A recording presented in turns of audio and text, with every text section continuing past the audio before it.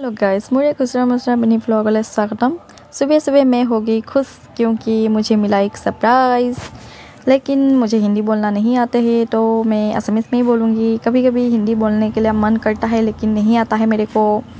रातिपुৱা মানে কি হ'ল জানেনে গাইজ, মই মানে আজি ৰাতিপুৱাই ছাৰপ্ৰাইজ পালোঁ। এই টপটো যে পিন্ধি দেখাই নাছিলোঁ, সেই টপটোৱে মই ৰাতিপুৱাই ছাৰপ্ৰাইজ পালোঁ। কাৰণ মোৰ আজি বাৰ্থডে, আৰু বাৰ্থডে দিনাখন মই নামঘৰলৈ গৈ চাকি বন্তি জ্বলাই আহি পাই দেখিছোঁ যে মোলৈ এটা ছাৰপ্ৰাইজ।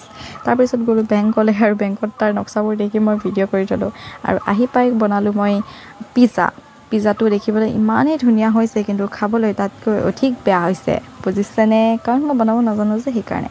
আৰু তাৰপিছত পালোঁ আকৌ এটা ছাৰপ্ৰাইজ, এইটো কেক দেখিছেনে? এইটোও চেমনি দিছে। মানে মোৰ আজি লাকটো বেয়া ভাল নেকি, ছাৰপ্ৰাইজ দুটা পালোঁ। আৰু পিছলৈ কি হৈ থাকে নাজানো, কিন্তু কেকটো কাটি ল'লোঁ।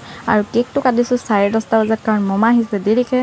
ছাৰপ্ৰাইজটো পালোঁ তাতকৈ অকণমান আগতে, কিন্তু কাটিলোঁ দেৰিকৈহে, মামা অহা নাছিলে যে, সেইকাৰণে। তাৰপিছত আকৌ এটা পালোঁ ছাৰপ্ৰাইজ। অ' মাই গড, কি আজি দিনটো মোৰ সূৰ্য কোনফালে ওলাইছে নাজানো, কিন্তু ছাৰপ্ৰাইজ।